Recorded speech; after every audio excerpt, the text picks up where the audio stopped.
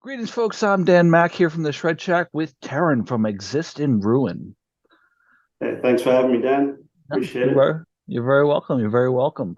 So, I got a couple of questions for you. I'm going to go into a little bit about you and then the project and also the future of the project. Of course, the EP itself too.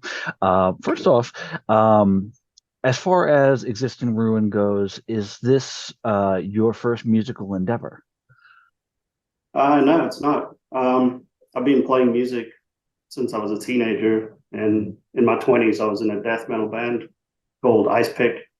Not the same Ice Pick as Jamie Justice band, but we kind of had that name first. um, yeah, so I played guitar in a death metal band around 2000 to 2003. Had another little project in 2007. That's where I met Jonah, the orchestra player in Exist in Ruin.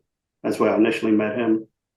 And then kind of, focused on work and life over the next bunch of years. And finally in 2019, I started writing music again. And Mm. that's when Exist in Ruin came about. Okay. Okay, cool. Um, Now, looking at looking at you as an individual as far as a guitar player, and you are also the songwriter and everything, who would you say are your biggest influences? Right off the bat, probably Timmy Borgir and Amana Marth. Hmm. Um, I like the sound that I'm trying to achieve with Hmm. the huge orchestras and the female choirs and all that kind of stuff. Hmm. So yeah. How about who inspired you to pick up guitar? Uh, when I was young, first things that I started to hear was probably like Foreigner, Jukebox Hero was the first Hmm. song that I ever heard that really the distortion in that song really inspired me to, want to play the guitar in the first place. Hmm. And then later on, uh, I'd say Europe, the final countdown. I remember me and some friends kind of acting, one New Year's Eve, pretending we were rock stars on the porch, with the final countdown playing. And Hmm. after that, it was kind of like, I really wanted to be in a band and start doing music. And Hmm. it's just been a lifelong thing ever since. Okay, very cool, very cool. Yeah. Now, as far as far as existence in Ruin goes, you said that very much influenced by Dimmu Borgir, Amon Amarth. Um, and I think that you've identified the project on places like Bandcamp and your social media and whatnot as like melodic death or symphonic death or symphonic black metal. Um, Yeah. Overall, is that one of your favorite genres of music? Yeah, definitely. You know, Dimmu Borgir, Amon Amarth, At the Gates, Old Man's Child, Mm. Dissection. Like that's kind of my favorite zone to be in Mm. musically. Okay. I started out with death metal and thrash and all that stuff, but later in life I progressed into the melodic death metal scene, and that's kind of where I've stuck from then Mm. on. That's been my favorite style of music. Okay. And that perfectly defines the EP, which I have to say it's a fantastic EP. I've been listening to it a bunch leading up to our interview, of course, and also once I started to listen to it from the email that you sent us. So fantastic, 27 minutes of straight up brutality from the opening second, and it's great. Thanks. And it actually fits straight into something that I very much like, which is that symphonic element, adding great production and symphonic elements. Now I know that can be viewed um, poorly in the death metal scene or the black metal scene. As far as like, do you get any sort of difficulty when it comes to people who are more so like the purists of death metal or black metal who want like the raw production and the screechy vocals and stuff? Yeah, I initially thought I would have people kind of criticizing the music for that, like the purists and stuff, but I haven't really run into a lot of that, Mhm. fortunately. Um, But yeah, no, it's been great. When I first wrote the music, you know,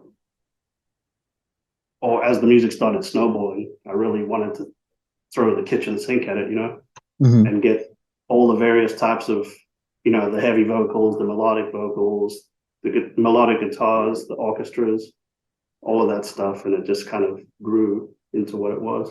Hmm. And, being a fan of Jimmy Boyer and all that, that's kind of what I was aiming for. Hmm. So, it is what it is. Okay. For the EP, you said you started writing again in 2019. How long did it take you to write in full? It took, I think it was about a 2.5 year process overall. But that wasn't just writing the music. Writing the music, like I'd been drawing from riffs from basically my whole life, from when I was in a death metal band, the Hmm. years in between. Um, but when it started in 2019, I really started compiling a bunch of songs because I was thinking I was going to release singles on Spotify and stuff. But as it progressed, and then I started getting people involved, like Jonah with the orchestras and stuff, then I started to realize there was a sound coming together, the sound of Hmm. Exist in Ruin. And once I formed that sound, I was like, well, now I've got to put out an album with this cohesive sound. Hmm. So in that 2019 period to 2021 or whatever, I wrote about 15 songs, but I whittled it down to about six, and then really made them cohesive with the orchestras and all the vocals and everything. Hmm. So Okay. yeah. You mentioned that you had previously known Jonah for the orchestration part. How did you get the involvement of everyone else? It was just on a need basis, like I knew I needed a death metal vocalist. So, like, these were people I found on music for hire websites Okay. and stuff. And I found the male vocalist on one, and he was in a death metal band in Portugal.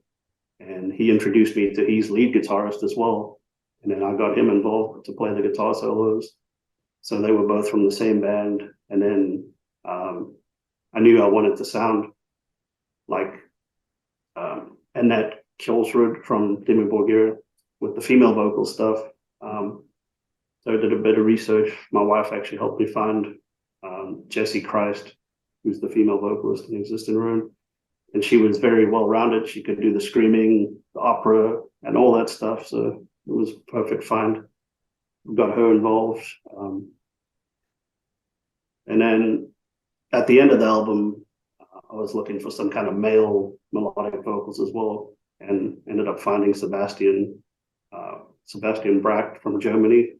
He Hmm. could do like a cappella choirs and stuff, and that was kind of like the finishing touch I threw on the album, on the song Paradigm, which is like right in the middle of the album.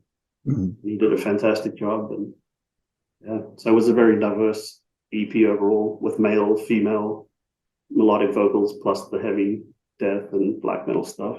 Hmm. Yeah. Did you produce it yourself? Uh, yeah, kind of. I put everything together initially in my software. Like I record the guitar tracks, the bass, add the drum programming and everything. Um, the other artists would send me files, because I would pay them through the music for hire service. Then they would send me their audio files, and I would integrate it into my software program. And once I had everything put together and sounding as good as I could get it, then I sent it out to a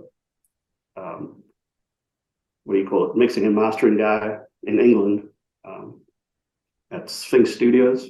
It's a guy Hmm. named Winter Pryor, and he took it to the next level. Like he took my mix and then mixed and mastered it even more Hmm. to end up with the final sound. Okay. So it was kind of collaborative between yourself and this individual. Yeah, Okay. but Um, people like Jonah, he had his own studio that he mhm. worked with. So when he sent me the orchestra stuff, it was already finished, Mhm. like mixed and mastered, and I just dropped it in my project, you know, and then sent it to Winter.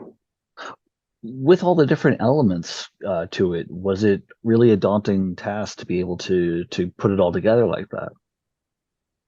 Yeah, there was a learning curve in the beginning, learning the software and um, how to get all the plugins to work, and trying to find the right sound with everything. So I spent hundreds of hours twiddling knobs and tweaking things and trying to get a great sound. Mhm. But the other people involved, they send really professional sounding files. So once you drop those in, there's not really a whole lot you need to do to make them Mhm. sound good. But Okay. you know, Where do you intend to go with the project? 2023, I plan on releasing some new music. Mhm. I've got some singles coming up that are going to be on the same level as the EP. Um, they're going to have the full orchestra and like the multiple vocalists and everything. And I plan on releasing a song, like at least 3 songs throughout the year with a music video, Mhm. and fully promote each one. And then I'm going to be writing new music throughout the year as well. Um, to get ready for 2024 Mhm. and see where it goes from there. Okay. But So so something will come of those other 9 songs that you set aside? yeah, I'll be probably drawing from those. There's Okay. a lot of good riffs still left on the table that I Okay, haven't cool. used yet. Do you ever intend to take this live somehow? Um, it's not immediately on the table, but I realize that if I ever want to get anywhere bigger than this, I probably have to take that leap and try to go live. But trying to find members that fit the people that I've already used, as a live show is going to be a little challenging. Mhm. I think because they're spread all over the world, like Germany, France, um, one guy in the US, one guy in Bulgaria. So it's like, I won't be able to use the original members um, Mhm. unless we do a show in Europe somewhere where we can all get together. Yeah. Okay. Understood. Um, Now, as far as otherwise, is this going to be the sole project that you do, or is there going to be something more that you want to do? Do you want to go back to being in a full band or anything like that? Um, for now, it's kind of my sole focus. Mhm. 2024, like I'll see what I have from the work that I do in 2023 Mhm. and see what I want to do with that. It's kind of tough to keep the symphonic stuff going because I'm the sole um, financier of the project. So Mhm. it gets really expensive doing it by myself. So in the future, maybe getting some more members on board to help contribute to keep Mhm. that going would Okay. would be a thing. All right. Sounds good. I believe that the EP was just recently re-released through Wormhole Death Records. Is that correct?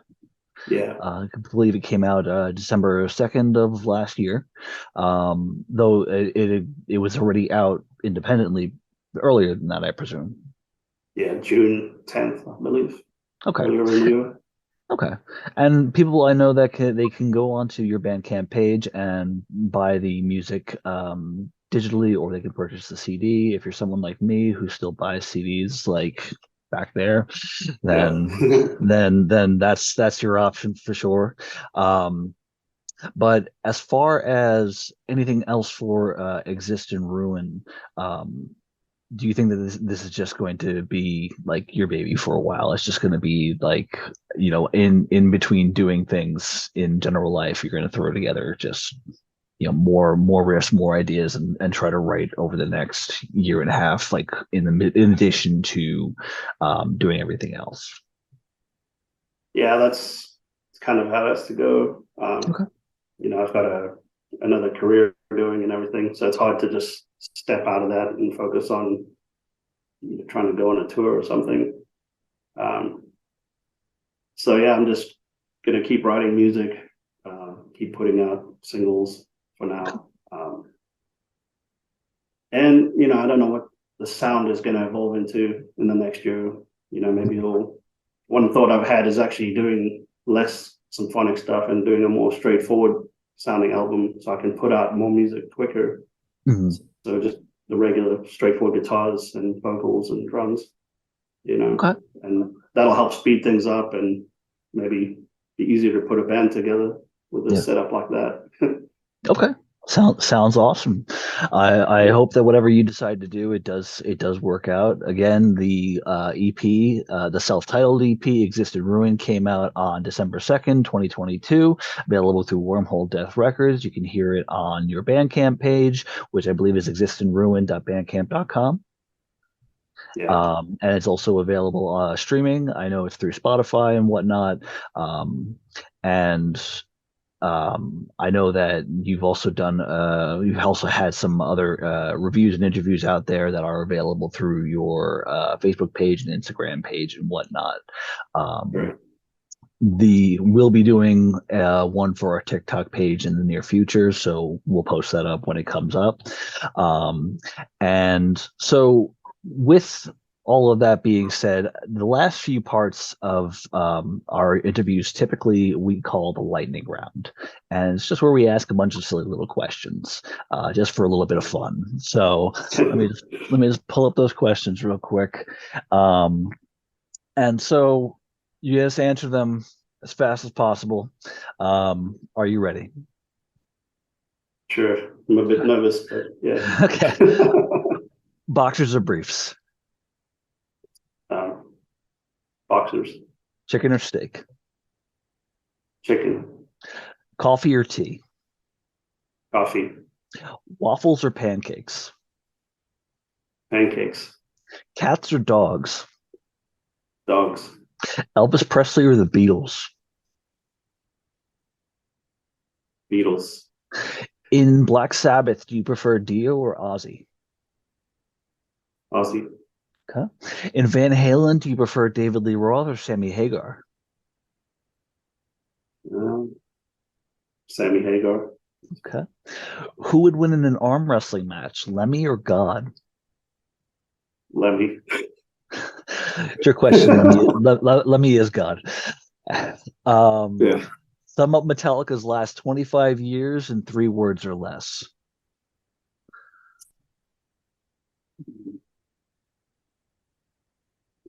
Hit or miss. Okay. And if you, okay, so I have to word this question differently because it's more so you're a single man project. But if you were stuck on a desert island with the musicians that you worked with on this EP, which one of you gets eaten first? Hmm. Um, oh, that's a tough question. I don't want to hurt any feelings. You, Maybe they'll you, eat you, me you can just first. give yourself up, it's fine. Yeah, they can eat me. Okay, awesome. Thank you very much again for the interview.